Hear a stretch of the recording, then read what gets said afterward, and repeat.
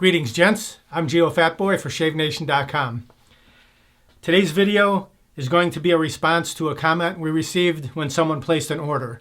When you place an order, there's a little section you can leave a comment or a note, and then we read it. We check it out. You know, you may have instructions on your order or something, so lots of times people will leave some pretty interesting comments there. So this video I would like to title, When Shaving is More Than Just Shaving. It goes like this. First time customer here, new to wet shaving. Rather give my business to Geo and family than to the shaving. Thank you for the videos. My father recently passed away, and the last thing I did for him that day was give him a shave. My 6-year-old son and I have been bonding over watching Geo's videos and seeing if we can mix a lather. Easton's favorite part is to clear the runways. So I'm guessing his son's name is Easton, and that could be a family name. You know how a lot of times you will name your first son after your father or your wife's father, that sort of thing. So either that or Brian, his dad, is a big baseball fan, because we know that Easton, if you're a baseball fan, they're a big manufacturer of baseball bats and other sporting goods. So we'll get back to that in a few minutes, but the part where he shaved his father actually on the last day of his life, to me, shaving is more than just shaving. That's a memory that he's going to ingrain into his brain, and he's going to remember that for a long time, probably until it's his time to go. And I can relate because I had a similar situation with my father-in-law. He was getting up in years, had a couple major surgeries, and wasn't up to shaving himself. So I went over to his house and I shaved him. All that was available, believe it or not, was an electric shaver. That's all he had there. So I used the electric shaver, and I went over, and I was just like when I shaved myself with an electric razor way back in the day. I was not impressed, and I wasn't impressed with his shave. I thought, I know I can do better than this, but do what you can with what you have where you are, right? That's my motto. So he got the shave with the electric shave. It worked out okay. It was way better than not being shaven at all. He had a pretty tough beard. The electric shaver did as good as it could. Back to Easton, got me thinking about baseball. First thing that popped into my mind is Al Capone and the Untouchables, you know, how he sets forth to make an example out of one of his captains. They're seated at a circular table, and he goes around the table and he chooses one of them to make an example out of. I would show that scene, but it's not for younger eyes. So being this is a family channel, we won't do that. I was curious about where Easton bats came from, so I did a quick search. Here's what came up. James Easton's baseball expertise started with an arrow. Plenty of arrows, actually. He started making wooden bows and arrows out of a garage in Oakland in 1922, introducing the world's first aluminum arrow in 1939. Took quite a while to get that going. 30 years later, the company followed that world's first with another, one of the first ever aluminum baseball bats. Easton then capitalized on aluminum. In 1978, the California-based company created the B5 Pro Big Barrel, commonly known as the Green Easton, and took over the aluminum baseball market through engineering, innovation, research, and development. Now 50 years later, Easton continues to churn out a fresh approach to baseball and fast-pitch products. The Green Easton, the B5 Pro, a 71/78 aluminum alloy with a 2 5/8 inch barrel diameter, changed the game by dropping weight, so it made the bat lighter. Instead of swinging a 31 or 32, they could handle a 33 or 34 inch bat. It changed the whole game. I don't know if you've ever heard an aluminum bat hit a ball. It's like a ping. It's not like when wood hits a ball. The pros, they use wood bats, but college, I think they still use aluminum. And back in the day when I played softball and baseball, this is my bat right here. It's not an Easton, but it's a Louisville Slugger, CO5. It's 34 inch, 31 ounce, 2.5 inch barrel. If you're from Chicago, you might know. We used to play this game right here. I mean, I played Little League baseball and baseball when I got older, but all the guys would play this game, which was a 16 inch softball. See how big it is? Your regular baseball's 9 inches. If you're from Chicago, you'll recognize this. It's the official clincher. It's made by De Beer. and this is what we used to play with. It's hard as a rock when it first comes out of the box. Toward the end of the game, it might soften up a little bit. No gloves, just your hands. And I used to play first base, so thankfully I still have all my fingers, and actually they're pretty straight. Didn't break any. A lot of gents playing first base, they'd break a few fingers, or at least make some crooked. So that's it, the official clincher, 16-inch softball. That's a Chicago game. If you're from anywhere else in the country, you might not even know about it. Comes in a red box. When you first get it, it's pure white, and then by the end of the game, it's pretty dirty. But anyway, here's my bat, and I don't know if you can make this out. My bat has a couple white spots on here from hitting it with a new ball. The other spots, from hitting league balls and things like that. I think you can get more distance from an aluminum bat because it pings off, but that's debatable. You comment down below, let me know what you think. Anyway, back to the shaving. I thought that I would just do a quick shave here. I'm using TOBS Sandalwood shaving cream, the old standby, one of my faves, and I'm just doing something that I haven't done for a long time. I took a spoonful of shaving cream with my little scooper spoon right here and put it into my Shave Nation bowl, and then I filled the sink with hot water about halfway, and then just set the bowl in the hot water, and the shaving cream in there warms up, the bowl stays warm, and I'll mix my lather and see how it goes. Here's what it looks like. Here's the bowl. There's the shaving cream. It's nice and warm. Proraso Omega shaving brush, boar brush. We'll go right in here. See if we can mix a lather.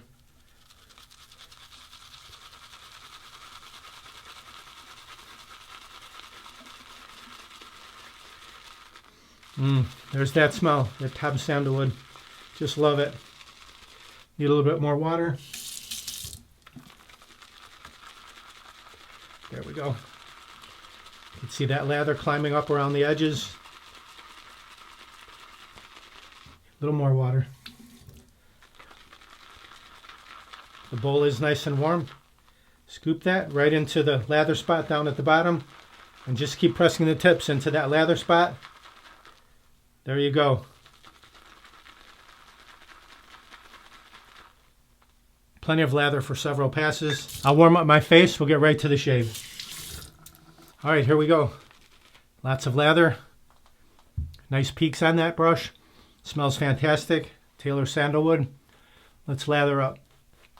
Starting on the right, over to the left. Had a couple days beard growth today.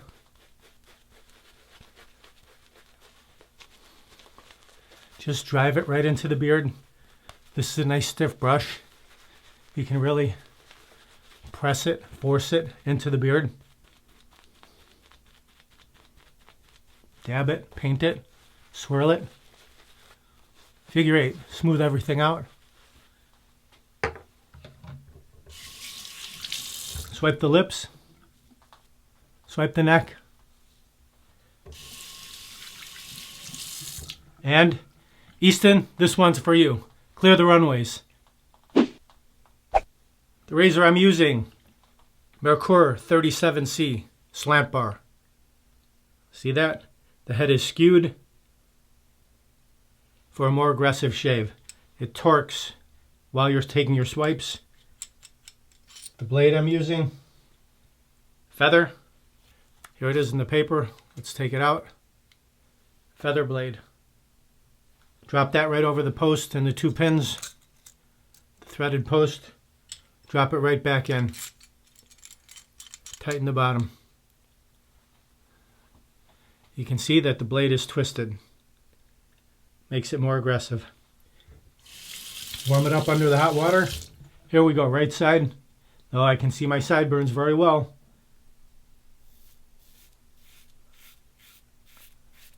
So this razor will be more aggressive than a 34C, 38C, Edwin Jagger DE89, Mula R89. Filled up, flip it over.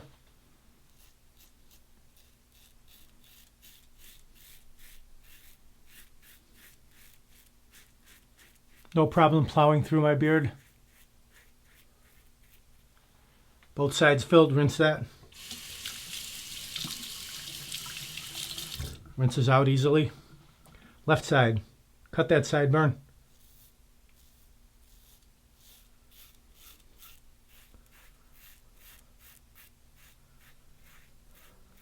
Flip it.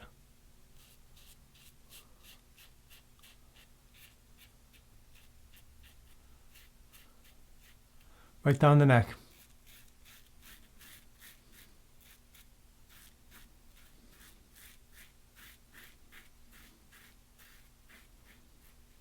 Rinse off.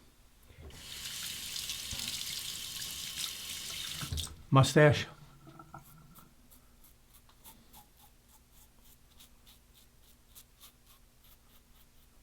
Excellent. Okay, let's rinse. There's a lot of stubble down there at the bottom of the sink right now. A quick face rinse.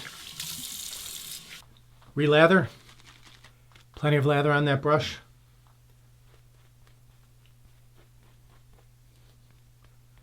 Second pass coming right up.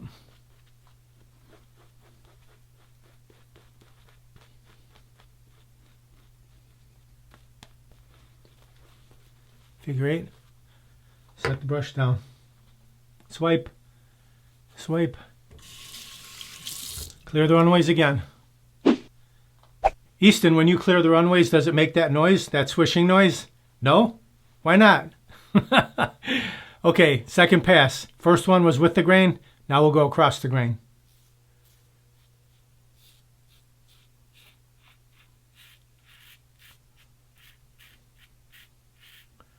Backhand.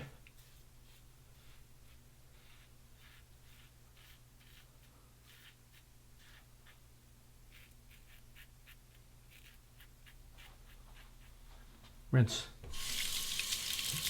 Against the grain on the neck.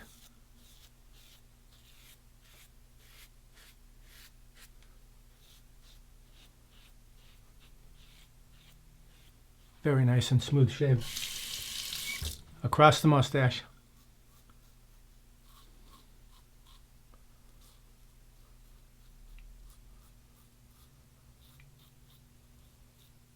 Clean up. Rinse off. Let's go against the grain on the cheeks. We'll get super smooth there. Stretch the skin. If you leave this part dry, you won't have to deal with slippery fingers. Your lower neck area, you can stretch the skin easily.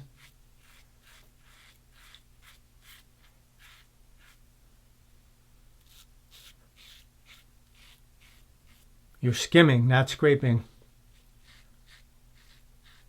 Just find that sweet spot. So it's not a scrape like that, but it's a skim like this. Rinse the face with cold water.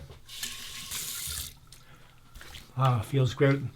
Cold water, after you've done 2 or 3 passes, your skin is nice and fresh. Feels very cool, feels great. Let's take the Shave Nation Wide Stick Alum block, remove the cap, under the cold water. Just glide that all around the areas you shaved. Sealing off any small nicks or weepers if you got any. Tightening the skin. Excellent finish to the shave.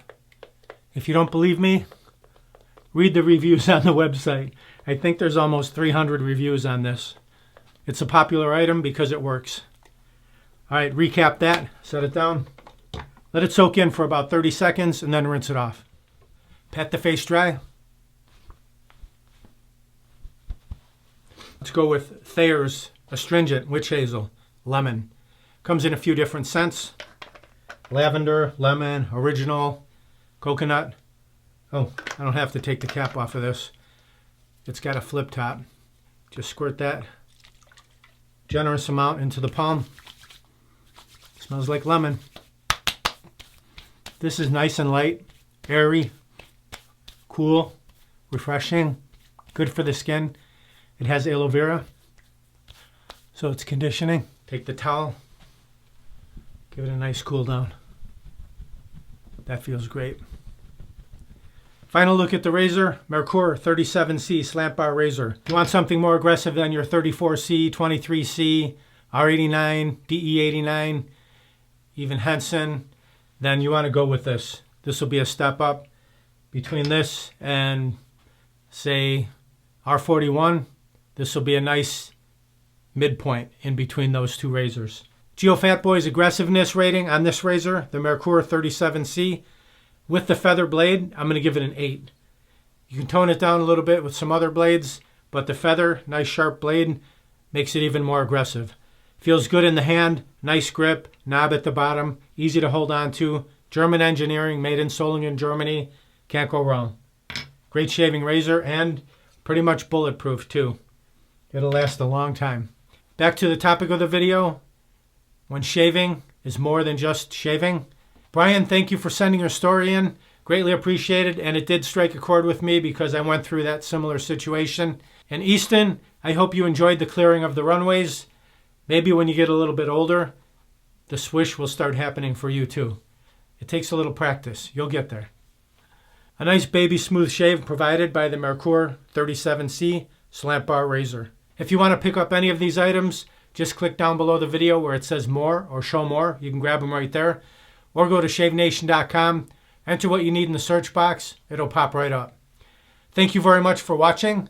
Visit shavenation.com for all your shaving supplies. I'm Geofatboy. Have a great shave. Have a great day. Uh-oh. Looks like I have a 4 o'clock shadow. Got to go to shavenation.com.